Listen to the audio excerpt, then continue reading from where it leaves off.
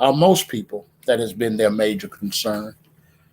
So tonight, I want you, uh, one of the two or three scriptures that Jesus put forth. He said that God shall supply all of our needs according to his riches and glory. Amen. Amen. And I want you, if you would, um, I want you to look at that, if you would, and just think about it. And I want you to continue to pray for the Grace family and pray for many other families that have suffered death, and some are just going through stuff. And I want you to pray with them and pray for them. And Father, we come to you this evening. We come with thanksgiving and we come with praise. We come asking you to look upon us as we approach you now. It's not often that we approach you with just singleness, because there are a myriad of problems that we believe that are going on. Every time we approach you, we see so much and we hear so many things.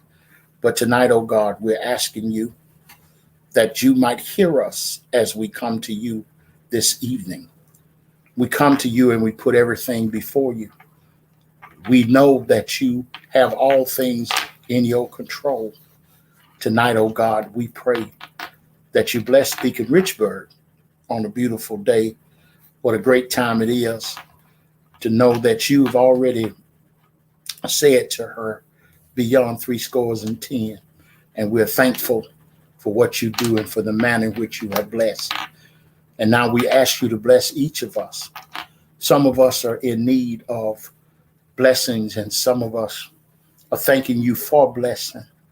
But tonight, oh God, we ask you to look upon our financial picture. Look upon the things that have affected us financially.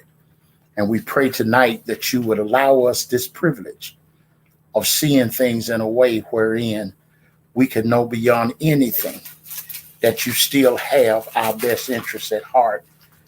And because you have our best interests, we pray to you tonight. And we ask you, oh God, to touch, because a touch from you could change any situation. Many of the persons that are doing their investing, they're finding themselves saying what a difference 1% makes and what a difference 2% makes. But you told us that if we tithe and if we bless you, that you would return to us not 60, not 90, but 100-fold. And tonight, oh God, we put ourselves before you, asking you to teach us to be generous, teach us to be the type of people that do not squeeze our hands with our money in our hands, because you've already told us that when we squeeze in that manner, nothing comes in and nothing goes out. But teach us, oh God, to be generous, because you said that he that giveth to the poor lendeth to the Lord. And you've also told us that if you said the love of money is the root of all evil. Some try to say the lack of money, but we've all noticed, even in the midst of everything we do, that people who love money, anytime money is in their purview, that everything about them changed. But tonight, oh God, allow us to learn to be stewards of what you give us, to be stewards of money, be steward of time, be steward of praise, be steward of our talent, be stewards of our treasure.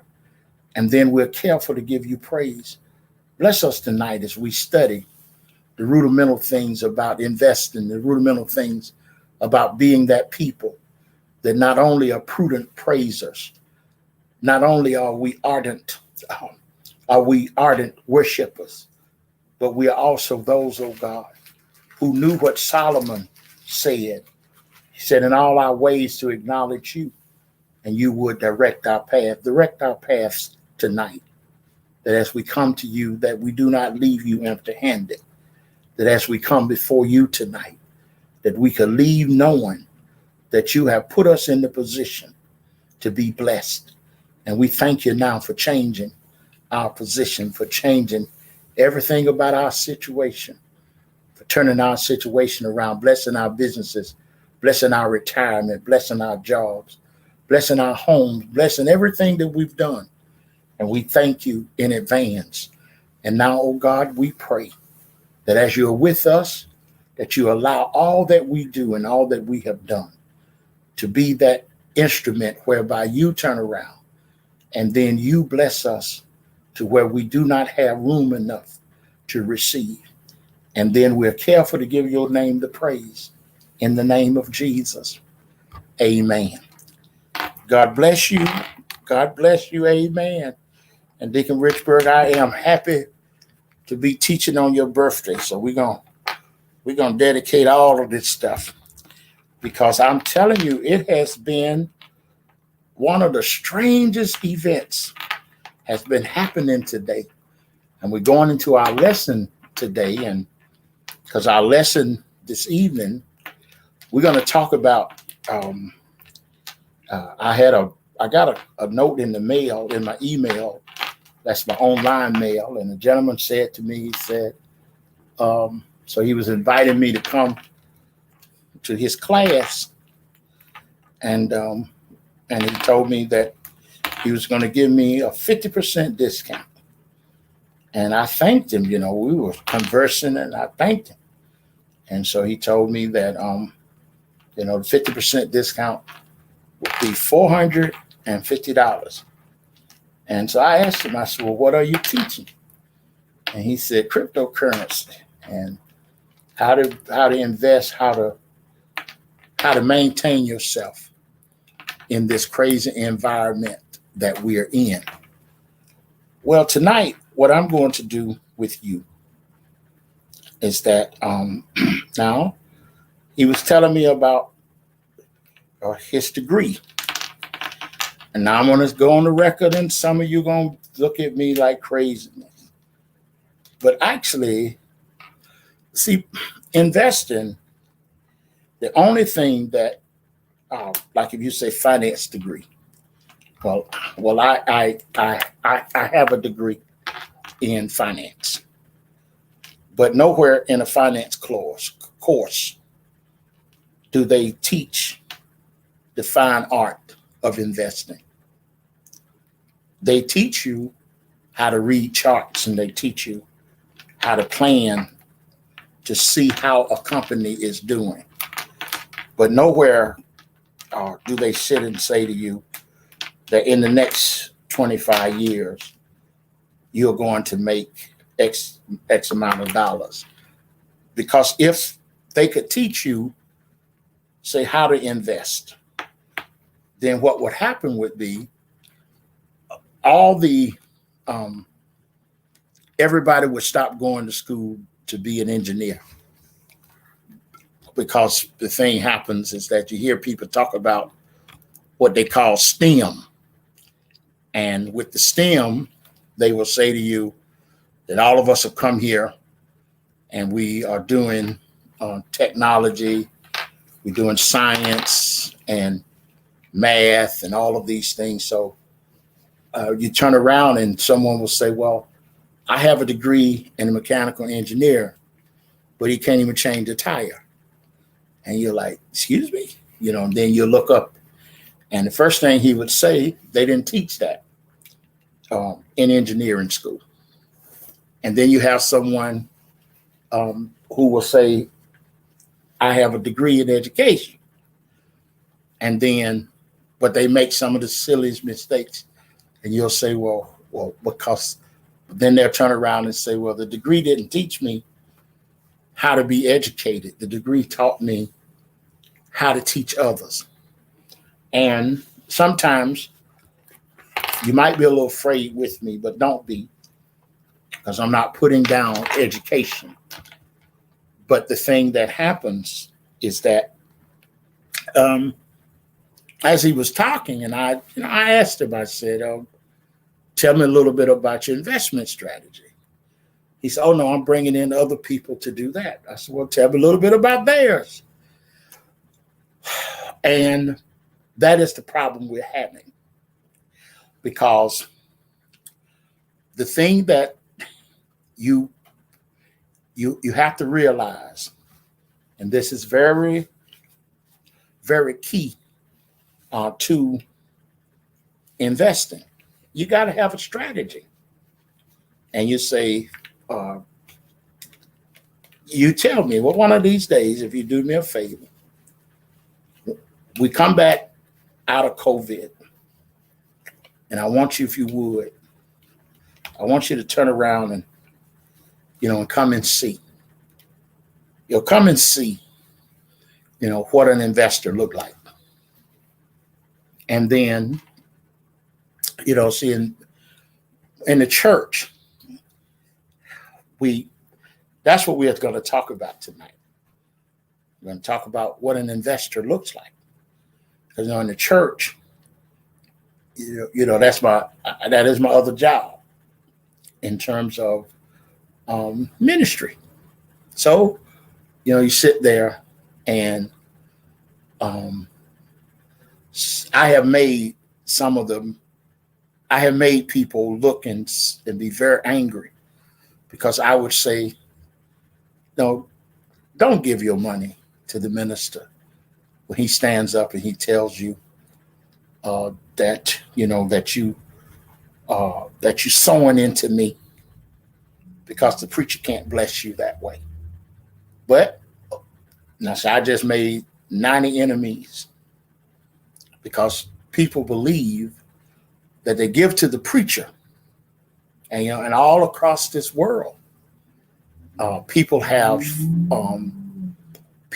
made all of that type of some seeding and things of that nature. But see what an investor looks like. Now, I will sit in church, and the person they are renting their church building, but everybody in the church is a billionaire.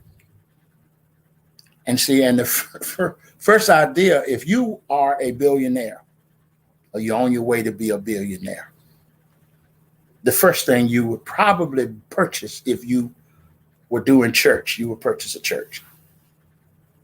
Yes. All those big companies, Merrill Lynch,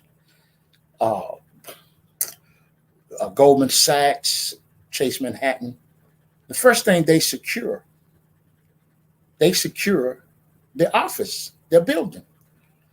Who would trust Chase if you went around and when you go to Chase's headquarters, they tucked away in some office building, and you'll say, well, where's the bank? But instead, what Chase does, they have this gigantic building. That's why banks are built so huge, so that when you walk up to a bank, you're like, okay, my money is secure.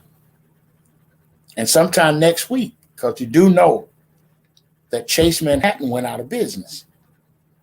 Chase Manhattan was purchased by Mr. Dimon. They call him, his name is Jamie Dimon. And he was Key Bank, but he purchased from the bankruptcy Chase Manhattan Bank's name. And he reorganized everything, because J.P. Morgan, who was a Wall Street investor, one of the wealthiest men that ever lived, and Chase was a part of the Rockefeller empire. And so he purchased that name because he knew that people would be in love with the name. And then he brought it back. Then when the mortgage crisis, he cut a deal with Mr. Obama, and he paid a penny on the dollar. And he bought mortgages from everywhere. And he bought all of this mortgage debt that was a part of all of this property. And when he bought it, the deal was, in 2011 or 2012, we're going to fine you, because you're going to be looked upon as that you've broken laws. So then in 2012, the newspapers that came up and they said Chase Manhattan has to pay a fine. But Chase had collected all of the FHA premiums for failed mortgages. They had foreclosed on millions of people. They had sold the property that they foreclosed upon. And all of a sudden, Chase Manhattan was back on top. And so you looked at the mortgage crisis. We were brought into the mortgage crisis by big banks, and big banks brought us into the mortgage crisis. And when we came into the mortgage crisis, quote unquote, the church, the church, we sat there and we talked about, how the evil persons come into our neighborhood. But then there we were, saying, come on, let's get together. Let me show you how to protect this and protect that. And people look and say, oh, no. But then across the street, someone was having a mortgage seminar. And the person would go over and spend $500 or $600 so they can become a certified mortgage person or a certified person who would find houses in foreclosure. And they would tell other people. And then all in Bedford-Stuyvesant, there were people who couldn't even speak English standing in front of your house. And the people in Bedford-Stuyvesant of color wouldn't sell to people of color because they would say people of color didn't have money. So they would sell to other people that would pool their money together, walk in, and the person would say, oh, they bought my house cash. And you would look at them and say, well, if you put more than $10,000 worth of cash in the bank, you're going to have a problem. You need to let them pay you through a wire transfer or something. But that is the problem with people of color. You say, no, this is not a black thing. See, with us, sometimes what happens is that we'll say, well, if I don't pay you, it must not be worth anything. And then you look up and you say, well, actually, some things you can't pay for. So God sits, and that's where God comes in. God says, okay, you've been asking me for a way out. Now, here's your way out. Now, you'll say, where's my way out? I mean, tonight we are going to talk about cryptocurrency. We're going to talk about cheap stocks and bonds. And we're going to talk about it. And I'm going to be a little bit brisk because the thing happens is that you'll sit with me and you'll say, well, Dr. Stokeland, you're not asking for $50. You're not asking for $100. So the information information is solid. Information is solid. Now, I've been in Brooklyn for years, and people say, as a pastor, the only way we feel comfortable with a pastor, we have to pay him $10,000, $15,000 to come and preach, because then the word must be great. And then you look up and you say, no. The thing happens is that the word of God is priceless. So you should respect someone who, like one day Paul said, he said, what is my charge? He said, I don't charge that I abuse not my power in the ministry. So now here you are with me tonight. And this whole conversation that we have been having for over a year, every one of us, we should be, because you've asked me about how to do it with stimulus money, how to do it with that. And I'm sitting here saying, if you take some of the things that I'm saying to you, like today, today, everybody's talking about AMC. That's the movie company. They're only talking about it because Amazon paid $8 billion for MGM. AMC in January 9th, their stock, $2, $3. Back last year, April, it was $9. So last year, December, I'm saying to you, AMC, airline stocks, because these industries, they need people. Nobody was going to watch the movies. Everybody was watching Netflix.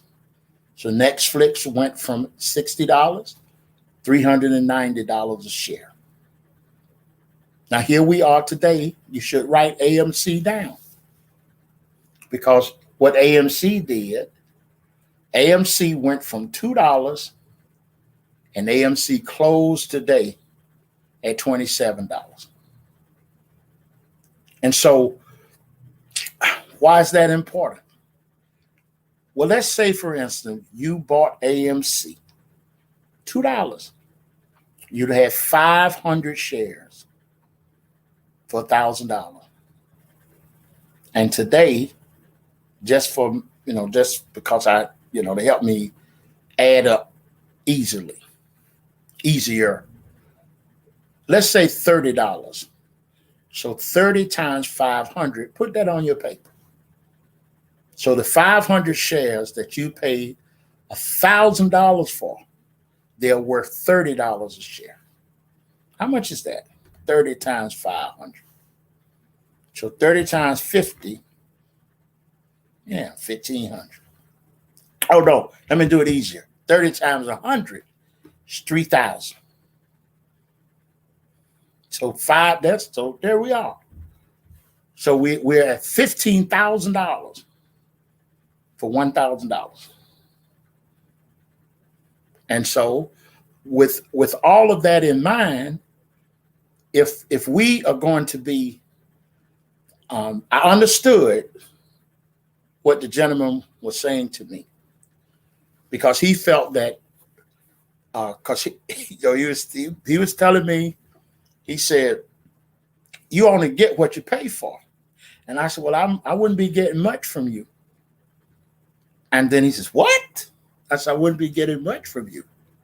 Because the thing happens is that if you were so concerned about putting wealth into the Black community, if you were so concerned about helping your fellow man, since you do not have a university, since you do not have a brokerage company, since you do not have an advisory company, and we're sitting here online, the information you should give, you should say, because I had a great day today. And no offense now, I had a great day today. And I'm telling him, I said, I had a great day. Oh, you're an investor? I said, yes.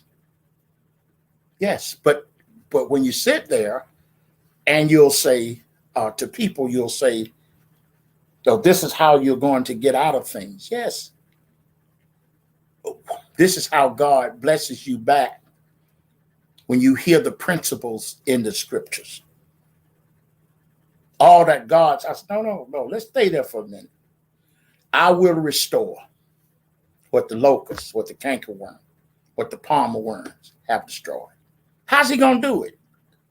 So I'm supposed to sit here and put on a turban or burn some candles and tell you, I want 1,000 of you all to send me. Oh, if I had 1,000 you sending me $50 every week, sure.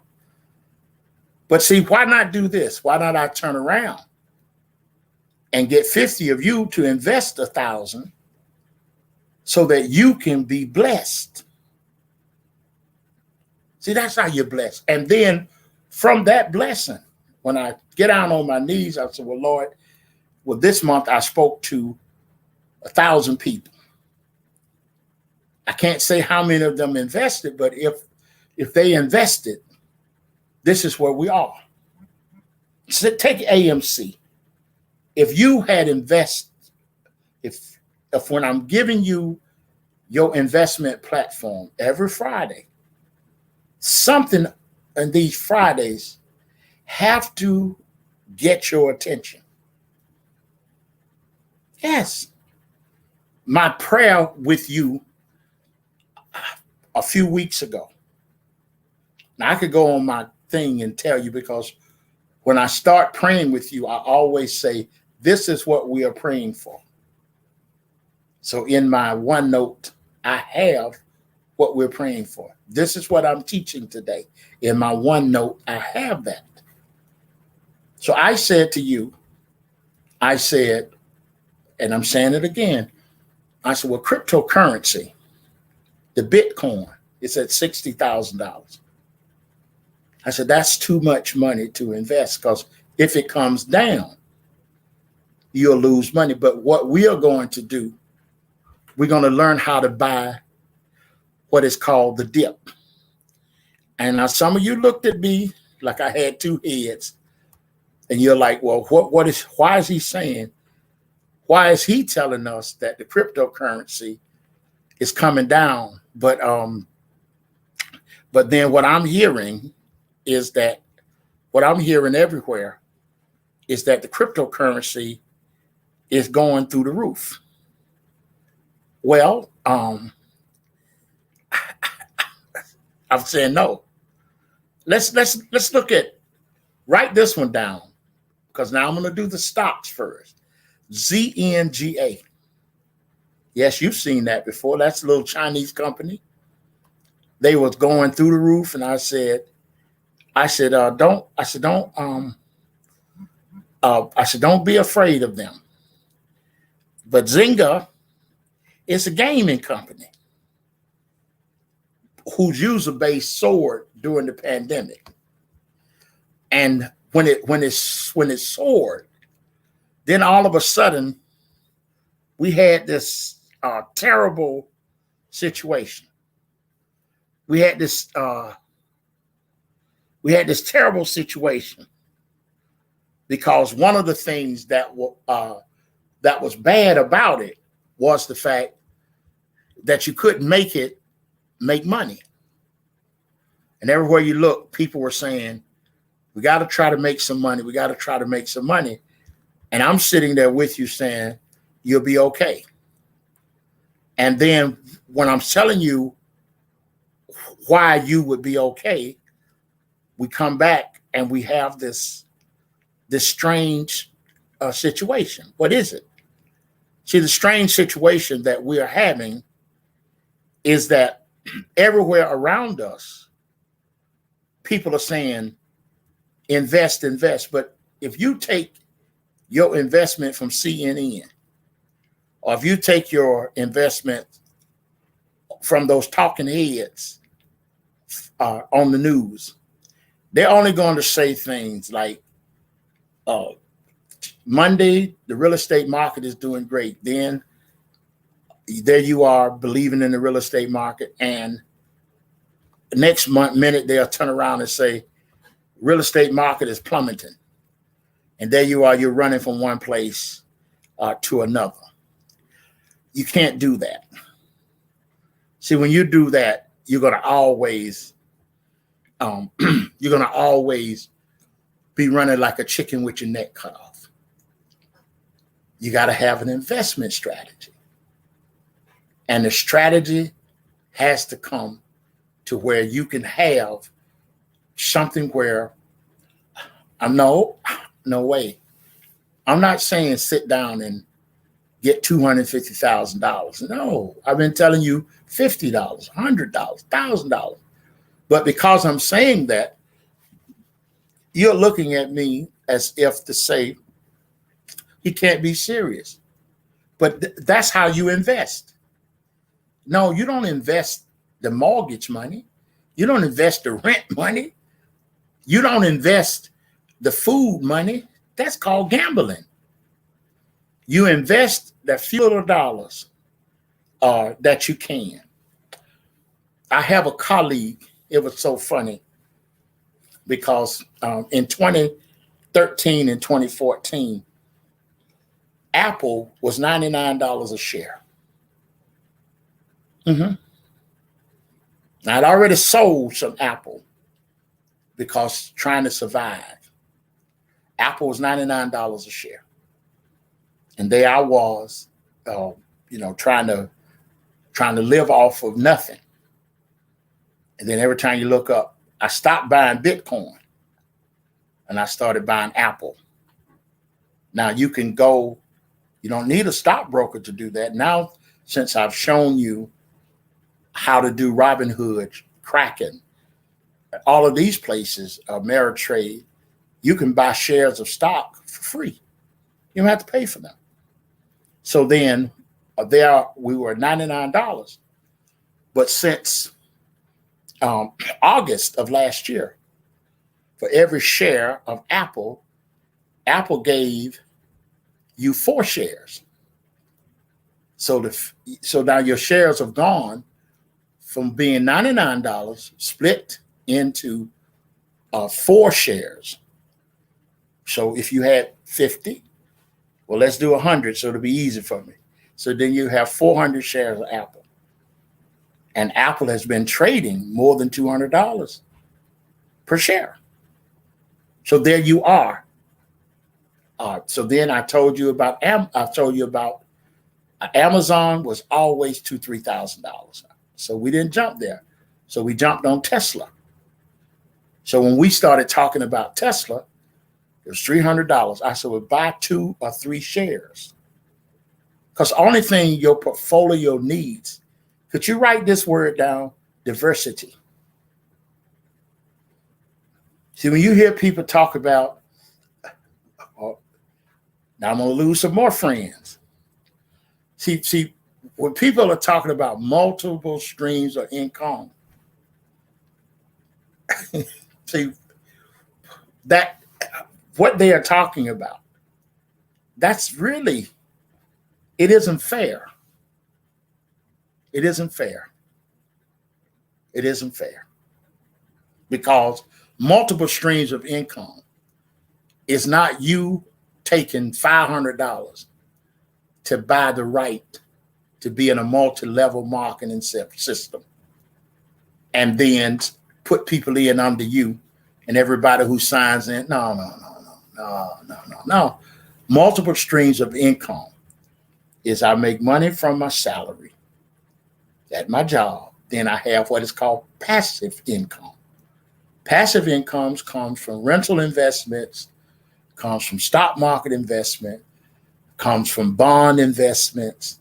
So the multiple streams of income, they come from areas where your principal is always there and you are making money from them. Now see, that's just too easy. Because now, if you give me the time that you have to spend in a rah meeting, and you say, hey, Doc, I'm calling you at 8:00 on tomorrow. No, not tomorrow, Saturday, on Tuesday. And everything you're going to do towards your investments, let me in. That's the thing. See, and that's it. Because see, the mainstream media, every time you look up, today, I don't want to hear the news. Why? Because every time you start hearing them, you are having this strange situation. Because what they are saying, and this is what they are saying, is what cryptocurrency has done. And the first thing mainstream media talks about is Bitcoin has fallen, ETH has fallen, Dogecoin has fallen.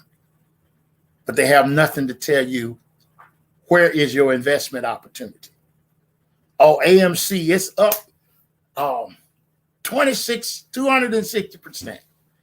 But they don't have a way of telling you how to invest. AMC is still a good investment. Stay with me for a moment. AMC is still a good investment at $26. It's still a great investment. But the thing happens is that what I'm needing is strategy. I'm needing you to talk to me about your investment strategy the same way you plan your barbecue for 4th of July. You plan to go on your trip. You know, boy, you talking about vacation? My God. People go on them vacations and they take 2 and 3 years and they plan them. And I'm saying, yes, but what you going to do? You're going to go, you're going to spend $6,000, $7,000. Come on back here. And let's take that $6,000, $7,000 and you'll find something out. If you're sitting somewhere with $60,000, $70,000, oh, your vacation will be so much different. Okay. So in the crypto, could I call it the war room tonight? Because that's what it is. See, investment strategy is like a war strategy. You're sitting in a room and you're saying, how do I make it? Because you have this group of people saying, don't invest in cryptocurrency. And I'm saying, why? If these cryptocurrencies have made money for everyone that's there, that every one of us, we've made money with the cryptocurrency. So since you made money with the cryptocurrency, why wouldn't you want to invest in them? Why would you just sit there like you're angry, like you're upset? Oh no, you better not be angry and upset. Because see, would you write this on your paper? See, opportunity favors those who are prepared. Okay, I sat there a few weeks ago and I told you, I said, if you missed the cryptocurrency, it is coming back again. Why? Because investments are cyclic. It's like a cycle. They call bull market, bear market. But most of us, we want to read the news. This guy, he sold everything he had and he invested in it. I'll get off the paper. That's just some. That's some reporter looking for Pulitzer Prize. You want the steady guy, the steady lady who invests steadily, who invests in a steady manner and little by little. Those are the things. So come with me for a moment now. So here we are, and we are trying to understand a few things. First, we're trying to understand what do we do with all of these things? How do we make these things make money? Now, first of all, when you see investments like GameStop, AMC, they have been pushed by what they call Reddit, R-E-D-D-I-T. And R-E-D-D-I-T community, they're not really professional investors. There are some professional investors in there. But what they are, they're just a group of people yelling and screaming, saying, this is a good investment. So now tonight, what are we trying to do? So now you had people talking because a 1% drop, it wiped out a lot of people's money because they bought cryptocurrency at 40,000. They bought the Bitcoin at 40,000. It went to 60,000. Then it dropped back down. Today it was 38,000. But it had gone all the way down to 29,000. And now my crazy self, I was saying, well, if you're going to get you some Bitcoin, you ought to get it now. Why? Because if you bought 10 Bitcoins, you would be $90,000 ahead. Now, if you're like some of us, as soon as you get ahead, you take your money. All right. So let's see. When you look at this leverage, because in the crypto world, what many people do, for every dollar it goes up, they are borrowing $100 for every dollar invested. And then when you're looking at that, so when you hear the guy talking and saying it's trading at 52,000, and you see us getting on the line saying, "Oh, my crypto is worth $500 million." Well, now if you're smart, you will find Coinbase, or you'll find someone who would lend you. Yes, they will lend you 400,000, 500,000, depending upon how long you've been investing. So you could borrow, you can leverage your investment account like a secured loan at the credit union, secured loan at the bank. And so do I really care? If it goes down? No, I do not. Because if it goes down, I just hand cryptocurrency to the people who insured it. There's insurance that you purchase when you're doing a loan against your stocks, that they do not go down. So now, so there we are. So that's called. Let's write this down. That's called the YOLO effect, the YOLO effect. And what you're doing, you're trying to say, what makes cryptocurrency go up and what makes it go down? Because everywhere you look, when you look at these things, you're trying to say it's creating great opportunities for investors. But what it is doing to the new investor, what it's doing to the smaller investor, is making us feel as if that it's not that great. But it is.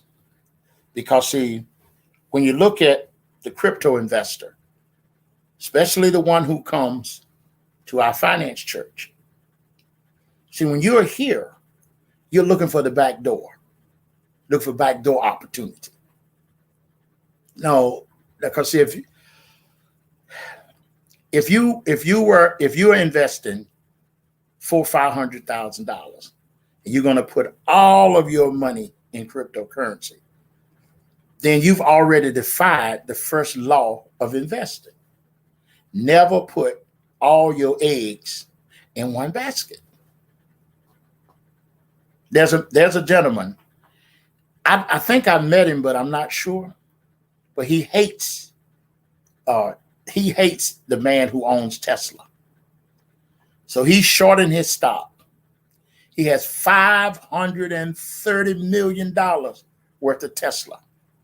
But he's banking on the fact that by next year, March 2022, that Tesla stock will come down.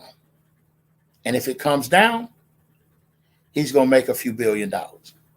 If it goes up, he's going to lose $500 million. Now, see, that is, the Bible claims that a fool and his money are soon parted, but that's a man with a lot of heart. Now, all through this time, let me say these things to you. And you were looking at me like I had lost my mind. I told you, Moderna, Pfizer, AstraZeneca, they are doing something wonderful for humanity. But they are doing it to get paid.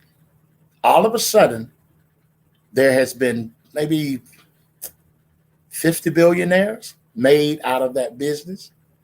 Northwell, they know how to position you, because there's always someone in the Black community who will always scream that we are not being served. And you almost want to just walk over and say, shut up, but you can't. So someone will say, oh, well, our church is doing this. Well, the situation happens is that pop-up vaccination clinics are wonderful, but you will not make the money CVS is making, Walgreens is making. So you sit there and saying, I want to make the money you're paying Walgreens. CVS has changed the dynamics of their store. They don't even care if you don't They have nothing on the shelves now because they are so sold into vaccinations. And they'll say, oh, you're sitting there saying, well, boy, this is beautiful. And then you had the people wearing the badge, oh, blah, blah, stop. And turn around and look at the money. Because if I make you look at the money, you'll get angry. Because you'll say he's a reverend, but see, different kind. This is not the money of what's in the offering basket. This is the money that you are missing. Because we're sitting there saying, look at this great altruistic. These people, come on. You know, the biggest fight is how much to charge other countries. And Biden is fighting, saying, we paid for these. We paid for your research. We bought so many, doses. But all the big companies are saying yes, but the European nation, the EUC, European Union community is willing to pay 3 times what you paid us. Then we got this fight in court. It's this intellectual property. And people are saying, but I invested in it. They use your tax dollar. But see, the tax dollar, the fight, we're going to miss the fight because we're going to be so busy saying there's a disparity in how many people of color. Stop that. If you show up to a spot to be vaccinated, it behooves those people to vaccinate you because they're getting paid. They've already been paid. But the situation happens is that that's called the YOLO effect. Because if I could keep you thinking that it's not going to work, then you'll sit there and you'll miss the investment opportunity. That is where we're missing. All of these stocks, I talked to you about entertainment stocks. Why? Because there have been no concerts, but the concerts are coming back. No movies, but the movies are coming back. Everything has been centered on TV because we've been home. And then they had commercials telling me that bartenders are having a hard time. And I said, well, you should try ministers. Because many times, many people don't come to physical church. They don't, like when we finish these, there's not a plethora of Cash App or a plethora of Zelle saying, thank you. No. Because see, the idea of people would say, well, I don't have to give to the church. And then you're saying you are correct. Because what happens with God, he gonna take care of his own. So now, wouldn't it be silly of God to put that kind of information into a vessel, and the vessel turns around and does not take care? Right? Think about that. Yes, Cleopatra brought a lot of money to Solomon, but Solomon already had money. So if she had never come over, never married Solomon, he'd still have been okay. Why am I saying that to you? Because see, here we are, and we're trying to figure out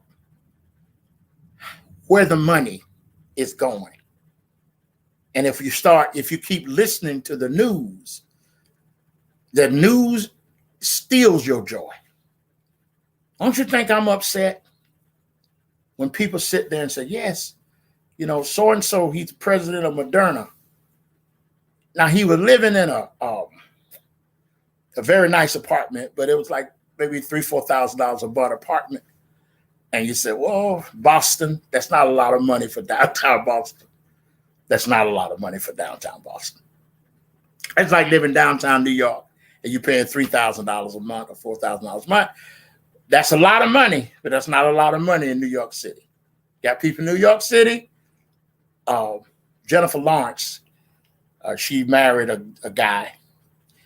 And they bought a $21 million apartment, West Village. Denzel Washington, He lives in a $40 million house in Hollywood, $17 million apartment at 1 Central Park West. So what I'm saying to you is that, so somebody paying $3,000 or $4,000, not a lot of money. Now you would say, oh, that's the Reverend. No, not tonight. Not tonight. See, tonight we are looking at the capital. We're looking at capital, capitalistic things. And so here you are in your investment strategy. You have to look and say, well, if this man is making $9 billion being the president of this company, I need to either follow his investment, not me.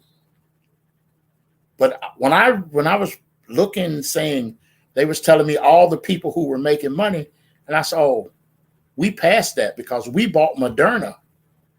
We, not me, we, the group of people that get on the phone with me, we bought 2 or 3 shares of Moderna when it was $18 and $20, $25. Pfizer won't move, but Pfizer should be worth more. But Pfizer has so many things that they've invested in. Pfizer, no joke. Pfizer, nothing but the truth. See, Moderna has never had a product on the market but this vaccine. So for them to be trading at 160, 180, they're just like Tesla. Yes, Tesla is different from General Motors. It has no bill. It doesn't have the bills that General Motors has. And so it's worth Toyota, General Motors, Ford all together, but it has nothing. So what am I saying to you? I want you to learn how to invest in nothing, because you're not staying there forever. You're getting in, get your money, get out. Getting in, get your money, get out. Getting in, get your money. No, you can't do stock investing like your mother did or your father did or your grandmama did, where they have a Ford Motor Company where it was $2 a share when Mr. Ford was cranking the car. Those days are gone. No, you have to come in while the information is good. Invest, get out. The other day, Breeze,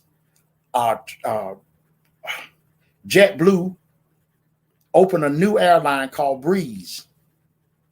They opened offering shares for $3. The shares are already $15. You got to buy you 10 or 15 or 20 of them.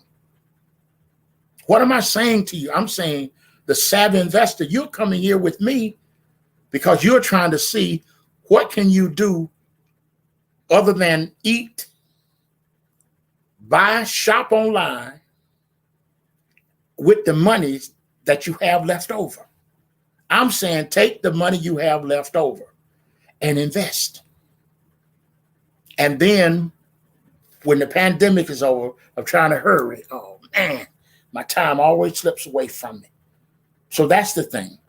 So come on. Come to number 1. Last month, cryptocurrency became mainstream and everybody was investing. And everybody's sitting back saying, wow.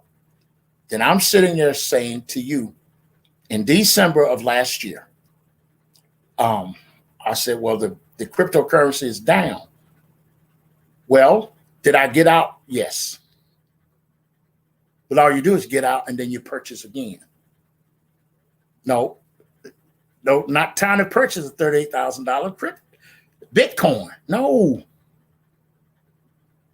22, 26, yes. Because if it goes back up, you're going to make your money again. So come on with me now. So 7 reasons. See, Bitcoin crashed. Right. So how am I going to understand if you ever watch a boxing match and everybody talk about Muhammad Ali? Muhammad Ali was a strategic fighter. He knew many of those men he could not beat, but he could beat them down to the point where he could become the person who beats them. Floyd Mayweather. The media hates Floyd Mayweather because Floyd Mayweather has made more money as a fighter they've ever seen without management. And let me say this to you now. That's why I was not a fan of the church with Bill or the Gates man, because he's not a minister. He didn't understand the church. Much of the stuff he was talking about would be something a 15-year-old in the Sunday school with the glitter in their eyes. Someone 70 years old, PhD from Oxford, or PhD from, yes, I think he has Oxford. He should know better. Or what he should have done is code the book with someone with training in the church. But hey, PBS gave him all the money to make it, and the church people loved it. And so fine. Now, come with me now. That was the same thing with slavery. Everybody's angry about slavery. Everybody's angry about all the things that are going on. Because when you go behind the scene, you start looking, there's always going to be someone there pouring gasoline on it, and the mainstream is never going to make it. Now, can you imagine now? Harlem. From the 30s, 40s, 50s, 60s, nobody wanted to live in Harlem. But now everybody lives in Harlem. So what that means is the people who used to live in Harlem had to give it back. Bedford-Stuyvesant, 2015, we had more foreclosures in Bedford-Stuyvesant. We come to the church and I'm doing classes, and then 2009 doing classes and trying to make people understand how they're investing. Don't sell your house. Don't do this. They looking at me like I lost my mind.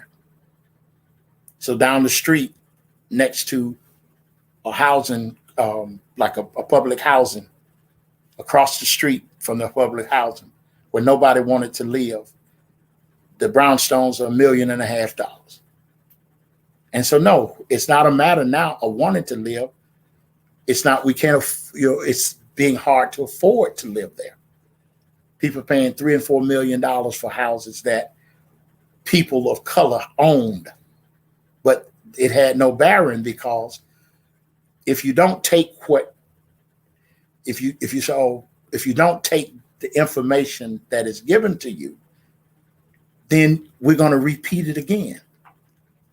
Because when people are going to jump off the building, it's when they walk into the court and the judge is going to say, you owe this man 15 months of $1,000 a month, or 15 months of $2,000 a month. And everybody said, oh, I'm not paying my rent.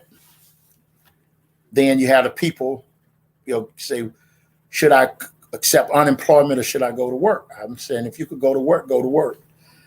But no, they say, well, I make more on unemployment. I said, yes, but it limits you for what you could do. But then the thing that happens is that's too relevant, that's too real, that's too much talking like a capitalist. You want me to talk like a socialist, but I live in New York. A socialist campaign will not work in a capitalistic environment. Got to think like a capitalist. Okay, come with me now. Look at the things that made cryptocurrency fail. Leverage. No one has found out how it works. Internal Revenue sent a letter, an email, and said, we want you to pay a $10,000 without us asking you. Just send us $10,000 because we know you made some money with the cryptocurrency. I call right away. I said, I know. I lost money. Why? Cryptocurrency was at 52,000. Cryptocurrency went down to 30,000. For every Bitcoin you had, you lost. So then the person on the phone said, oh no, see, you don't have that kind of leverage with Bitcoin. It isn't gold. It isn't silver. It isn't fine art. It isn't real estate. It doesn't have footing. There's no way I could stand and determine what Bitcoin does. Woo! So I said, yes, ma'am. You got to use those terms. I said, yes, ma'am. Why? Because, see, they aren't going to let me take a $500,000 loss. No, Because see, Bitcoin doesn't give us that kind of leverage. See, the government debt is the reason traditional paper-based currency will eventually die. See, Bitcoin has no debt, has no regulations, but you are bound to the market. It's whatever someone like an Elon Musk will say something stupid, it goes up and down. And I promised I wasn't going to talk about it, but these are major players in the cryptocurrency market. These are major players. And so he said his company was no longer going to take Bitcoin. Poof. China Bank no longer going to allow traders to trade Bitcoin. Bitcoin went down. It's fine, because then it falls down to where we are. So when I told you about Cash App allowing you to purchase $50, $100 worth of Bitcoin, this would be the perfect time to start purchasing pieces of Bitcoin. Just as Bitcoin accumulated value and gone back up to 38,000, the percentage that Bitcoin has gone up would have been the percentage that you would have made if you had invested in Bitcoin. So see, we're dealing with percentages, since everybody loves to say, and it went up 8,000%. Well, if I have $8, $8,000, $8 million, $8 billion, whatever that accumulation is, I'm going to make that. And you remember the rule, and you know the rule. Mama used to say, don't keep up with the Jones, because you don't know what they did. I hope I don't have any Jones on the line with me, but you don't know what they did to make the money that they make. Then you start looking up and say, wow, I didn't know they was into this. I didn't know. See, because you can't keep up with the Jones. The only money you should be worried about is your money. So that's what you're worried about. You're worried about how much money you make. Now, why is that? Because see, if we're doing Bitcoin, the leverage, no, we don't have that kind of leverage. We don't have the leverage that claims that you could just take all this ton of money, and when you take it,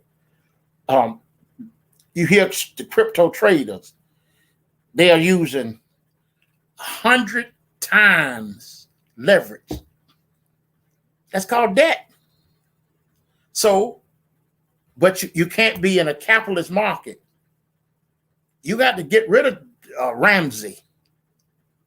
You have to get rid of people telling you don't borrow, because you're not borrowing money that you don't own. You're borrowing against your cryptocurrency. If it goes down, give the asset to the lending institution, because they have more money than you. Robinhood stopped trading cryptocurrency. They stopped trading GameStop. Then you found out later they are saying, we don't have a clearinghouse. We use the money ourselves to clear. So rather than send 3 to 5% every day to a clearinghouse, we keep that money in-house. Those two guys are worth billions of dollars, because every time you trade on Robinhood, they make a cut. Now, before, they didn't say that, because most people are not going to tell you their business model. They're going to say, pay me, like the gentleman said to me, he'll give me a 50% discount. I said, $450? I can use the $450 and invest, and then go hear the pastor and just sit there and just listen to the pastor. And then so why? Okay, here we are again. And I keep saying to you, the Musk factor. And so there you are now. And when you're opening up your news, no, I'm not listening to Black Lives Matter. I like it. I'm listening to people where my money is involved. Right. Have you noticed something? How many people get on the TV now talking about voting? They've already been elected. So their dream has already come true. They're going on. Maybe next 3-4 years, they'll start saying it again. And you'll say, Dr. Stokeland, well, come to the church and I'll preach a different thing. But in the reality of things, see, in this reality, you have to find out who can interrupt the market. No. Did you see how those people turned on Mr. Biden? Because you're finding something out. The president of the United States does not run the country. Now, you knew that years and years ago. You knew that when Dr. Martin Luther King was calling John F. Kennedy, and he said, you can't go where you were going to go. You have to go there. And if you go there, the march will be peaceful. Do you really think he made that decision, or did someone tell him? So the things that happens is, here you are. We are too old to have these little young people trying to tell us how this country runs. But if you don't have money, you're going to be in a bad situation, because people are coming. And the other day, talking to some people, and lady out of Greenville, Mississippi, she tried to do some business with them from Memphis, Tennessee. She's 78 years old, and she was talking, and the person she was speaking to, she was like, yes, but have you noticed, if a man doesn't have $1 million in the bank has no respect for him. And see, if I said that in church, if I say that in finance church, you would think that I'm being rude and nasty. But when you look at how things are really done, it's no longer 100,000, no longer 50,000, $1 million, $1 million. Because see, if you have all of these newly minted, you got one of the Kardashian girls, so she's worth over $1 billion. They're angry with them now, so they poked holes in it. You know, every singer, Jay-Z, worth $1 billion. Kanye West, worth $1 billion. Taylor Swift, 750,000. Rihanna, close to $1 billion. Come on now. And they throwing these numbers around rather than sit there and litter your page on Facebook with their madness. You got to sit there and try to see, how do I ride this wave? Look at the leverage. Look at Elon Musk got on Saturday Night Live. He said Dogecoin was a joke. And it went from 68 cents down to 28 cents. And it's still trying to come back up. But people are afraid. But don't you be afraid. Because the thing happens, you take $200 or $300 and put it in Dogecoin. So if you had 1,000 Dogecoins and it goes up to $1 a piece, and you spent 28 cents for it, you in great shape. So that's what I'm saying. Every Dogecoin you purchase at 28 cents goes up to $1. You've made money. Now the Musk factor. See, Tesla bought $1.5 billion in Bitcoin. Why? That was in February. Okay. So when it comes there, he had to reverse his decision for allowing people to pay for Tesla with Bitcoin. He was saying environmental concerns, because Bitcoin, to do what they call mining, it takes as much electricity as it does to run Bedford-Stuyvesant, Brooklyn, to run just one set of Bitcoin mines. Okay, how about environmental concerns? He is wrong. But everything about crypto's digital nature, it fits with millennials. Because see, the average millennial, they want something that is easy to manage, where they can tap their card, pay for it, don't handle the cash, sit there and try to say that they're smarter than us old people, and they are more, they want to see that impact. They want to say that everything you're seeing, it has an environmental and a social impact. I'm going to say this to you, 1982, 83, when all of us were saying Jesse Jackson wants to be president, and people smarter than us were saying he doesn't want to be president. He only makes $50,000 a year. He never had a job. They started going into all these things. They remembered when he took his shirt and wiped up Martin Luther King blood and went to the Senate and said, here's a shirt with Martin Luther King. See, people remember that, but we were too young. All we saw was a black man running for office. Then all of a sudden, Jesse Jackson started going around George Bush Sr. He allowed Jesse Jackson to use the old Air Force One. He gave Jesse Jackson $250,000. He changed his organization from People United to Save Humanity to the Rainbow Coalition. Jesse Jackson went rich. And as soon as he got rich, he didn't want to be president anymore. Because he found out, I don't know. But see, the thing about it, if we had listened to those persons, there's a possibility the Bushes would have never been presidents. That's right. Nes Dukakis was not the best president in the world. But you remember the Horton, he had the man arrested because the young lady said that this black man came in her house, stole her kids. And Dukakis had the whole FBI, CIA looking for Mr. Horton. And all of us were sitting there laughing about a black man stealing kids. That doesn't seem right. And the thing happens is that they found out later, but it was too late. But the media, all the media slammed Dukakis. And when they slammed him, he was the better president. He was the better presidential material. Now look at this right here. Oh, yes.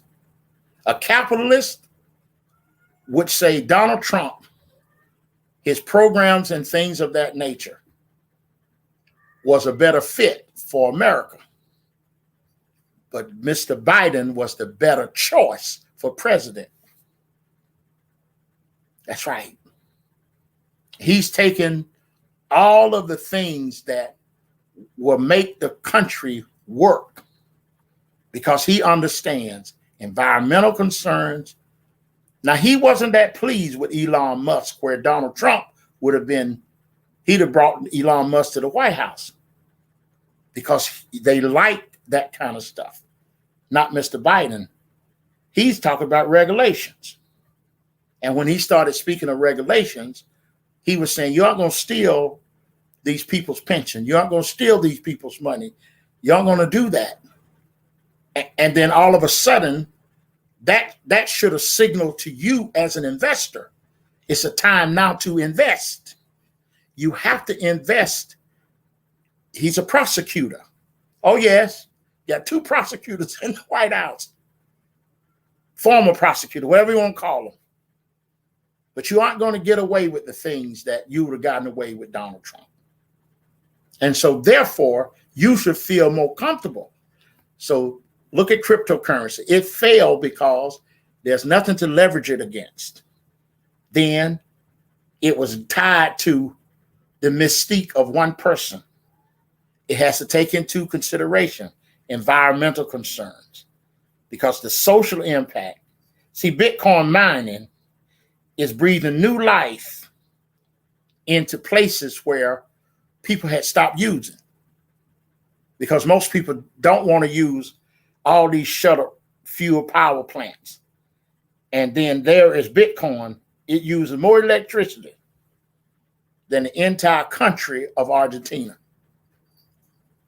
That's right. So therefore, when you look at National Grid, instead of keep raising my electricity, they could charge it to the Bitcoin miners. And that's all in Biden's plan. Look what they did. Somebody bombed that pipeline, tried to make Mr. Biden look bad. Gas went up. And they was all talking, oh my goodness, when Donald Trump was in office, oh, shut up.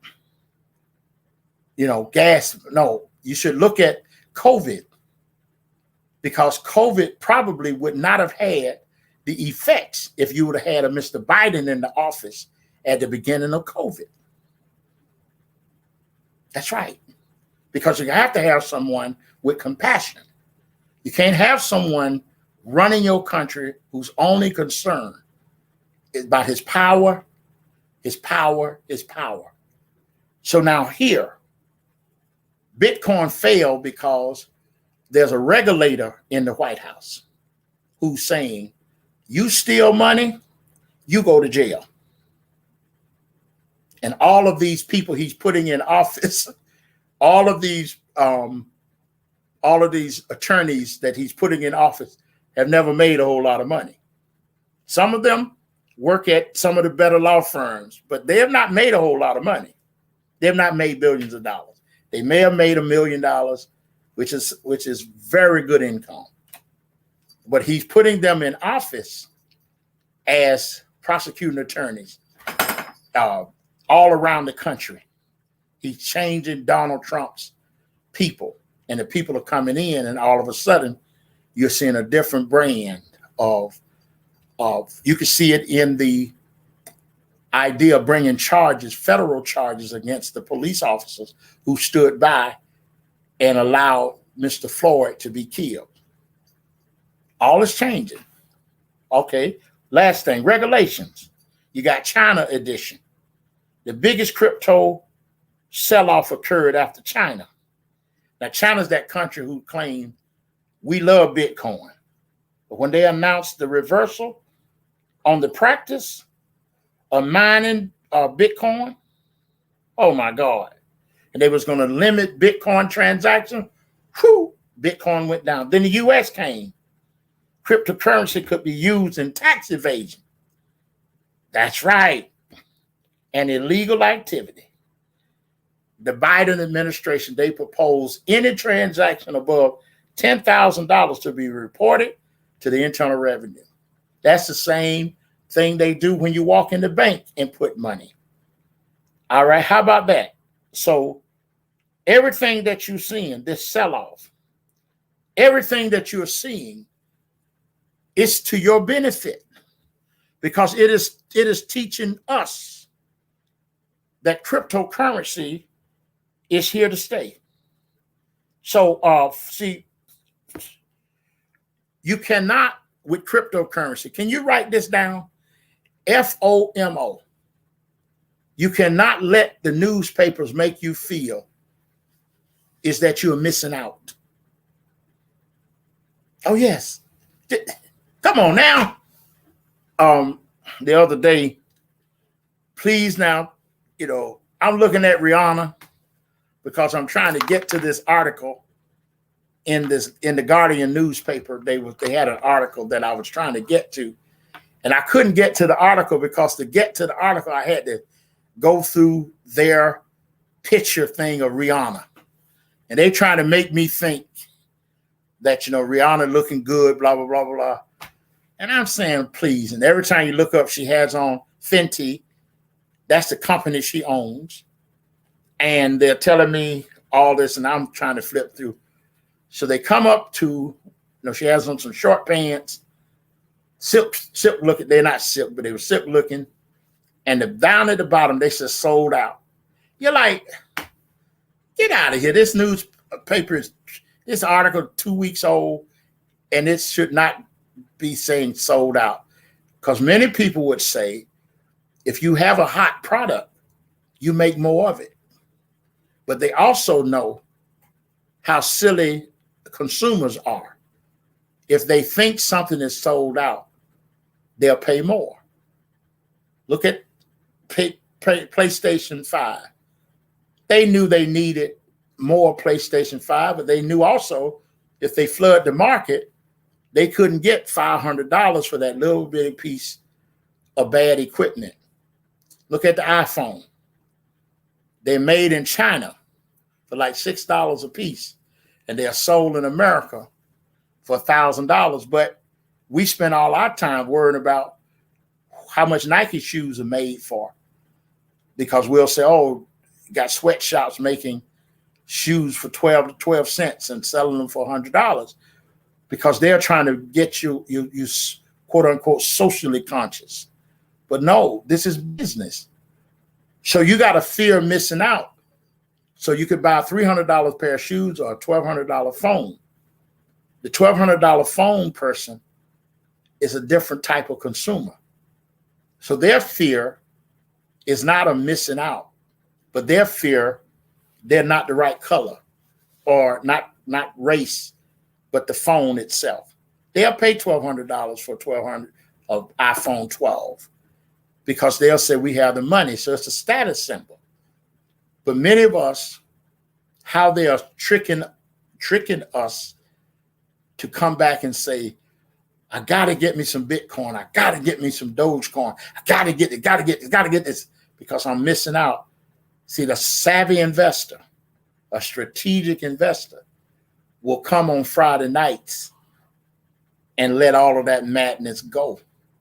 Come on Friday nights, sit, we laugh, and then we turn around and we still saying $1,000. We still saying $500. Yes, but now if you come here and say, Dr. Stokely, I got $5,000, I'll tell you what to do with it. Now he said, can you give me investment advice? That's different. Then we have to sign a contract and stuff like that. And then I have to show you what would be some of your returns and things like that. That's not a problem. But the thing happens is that right here, this is enough information. And then you better not be a person sitting somewhere saying to someone, oh, teach me how to mine Bitcoin. Teach me how to explain blockchain. I explain blockchain to you 3 minutes, 5 minutes. It's not a difficult thing to understand. If it was that difficult, all these people wouldn't be doing it. It isn't difficult. So stay with me now. You got to avoid the fear of missing out. You're not missing out. You got to learn to do, rather than buying a cryptocurrency once, you got to spread your buys out over time. And you got to always remember what number or the price point that you paid. Yes. Oh, yes. Oh, yes. Could I talk to you about clothing? Now you're going to say, why? Because I'm about to get off your phone and get off of your this. All right. If you are a shopper for Neiman Marcus or any of those places, the thing they would do, like now, they're sending you the fall catalog. Here you are in beginning of summer, you buying your fall clothing.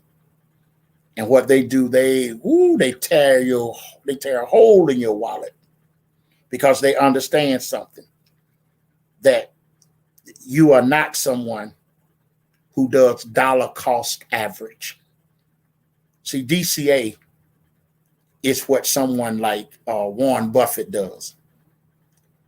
He determines how much it costs and he spreads his cost over many purchases. So there you are, and you order all of that stuff for September, October, November. And then in the middle of August, they have a fall sale. The middle of September, they have a fall sale. And all that stuff you bought for $1,000, they'll say you can't bring it back. And I'm sitting here purchasing the same thing you paid $5,000 for. I'm paying $400 for it, $500 for it, because I've spread my averages, dollar cost averages. You do know when you buy a car, if you buy the car you're buying it 2022 in October or September, you're going to pay top dollar. They're going to tell you, we don't have this many on the lot. And you should hear me talk. Well, fool, I know that. They're not out yet. So now he knows I'm a whole different shopper because I'm not trying to purchase something because I'm missing out. I sit down, I got a lot of preacher friends, and they sit there and they'll tell me, say, yeah, you see my car out there? I say, yes. I paid $15,000 over list. And I'll just say, check, please. The person said, I can't eat with this food. They said, what? I said, if you paid list price for a car, oh man, there's only 2 of these in Virginia. I said, you believe that? They tell me everything a salesperson will tell them. And I look at them and I say, well, if the car costs $63,000, you should be paying no more than you should be paying 1% of, like, if the car costs $63,000, you should be paying $600 or less monthly payments. Car costs $70,000, you should be between $600 and $700. That's right. And if the person that you're talking to does not want to do business with you, then you open up then you go online until you search until you find someone who will give you what you are trying to get. Yes. Because see, what you're not doing, see, you have to practice dollar cost average in everything that you do. I'm about finished. And that's the thing. So when you start worrying about the cryptocurrency, you're spreading out your purchase. Like today, if you go on your Kraken, you go on your Robinhood, and you see that crypto has come down. Now, what I would do, I know that there's a holiday on Monday. I wouldn't purchase today. I purchased Tuesday because I know that there you are. Right. So now you're buying at a cheaper cost. I've been on your phone now with the praying and all like that. I've been on your phone for a while, but thank you. And you have a good evening. And thank you so very much. And I'll see you next Friday. Next Friday, we're going to be talking about how to invest in a sense of now, because the market will be 6 months. And that's when all the bargains are going to show up. And we're going to get ready for Juneteenth. And I'm going to show you how to invest in Black companies in the month of June. And we're going to make money. Thank you now. God bless you. Yes. And happy birthday again, Miss Richburg.